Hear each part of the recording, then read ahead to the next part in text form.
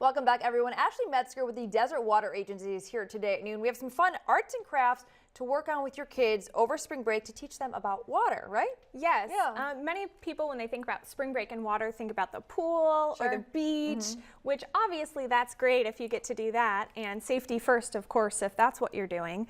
But for those of you that are going to be home with your kids inside, we've got some activities for you. Yes, that you can use water to keep your kids occupied and learning over break. Okay. So this first one, what we're going to do is we're going to take a coffee filter. Something you have at home, yes. Okay. And then here, brown and black markers work the best. And you're going to draw a big circle kind of in the middle here of the coffee filter. Now, I'm not the craftiest of people. Yeah, just a thick circle. It doesn't have to look pretty. Okay, that's good to know. And then you want to write what color you ended up using. So I'm going to write black here on mine, and then if you want to write brown on yours. Okay. And then you get a cup, and you're going to fill it with just a bit of water because you don't want to put the marker in the water. You just want to fold the coffee filter and put the tip that is still white in the water to soak it up. So if you want to squeeze yours in there too, you can. You know, color Easter eggs one day, make this craft the next. Yeah, and our next craft actually has eggs too. Really? So it's great. So it takes maybe 5 minutes, but you can already see the color starting to bleed up the filter.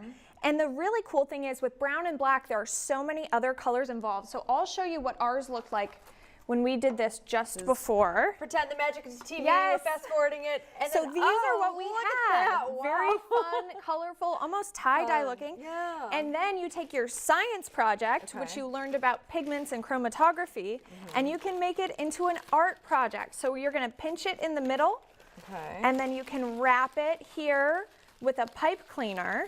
I see what we're making Yes, here. and then we've got some beautiful spring butterflies. So stinking cute. Look at that. So very fun here.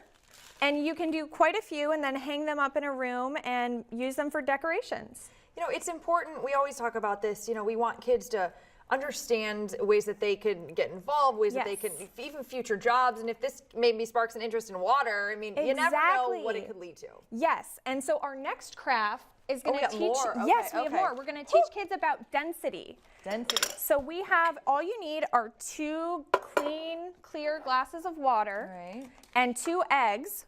Mind you, they can be your hard-boiled eggs if you have them ready. Tying in Easter here, I love it. Yes, and then one of us, I'm going to get salt in my glass, and then your glass is just going to have regular water in it. And then we're going to see about the difference that makes in whether or not the egg will float. So you want to make sure you mix up the water that has the salt in it so that it's not just at the bottom of the glass. And then each of us is going to very gently put our egg in the water.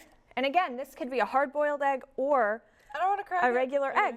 So yours went straight to the bottom. Mine, it's kind of hard to see because of all the salt in there, but it's floating. And the great thing about this is you can take it out and you can add more salt. And then that will show you that the density of the water is becoming thicker and heavier than the egg, so that's when the egg is going to float. So you can do this a few times and find out the exact amount of salt that you need to make the egg float. Fun. It's stuff you have around the kitchen and a way to kind of do something fun with the kids. Yes, and look, it's floating all the way to the top. It's floating all the way to the top now. Okay, so we have fun. Look what we made. Our butterflies.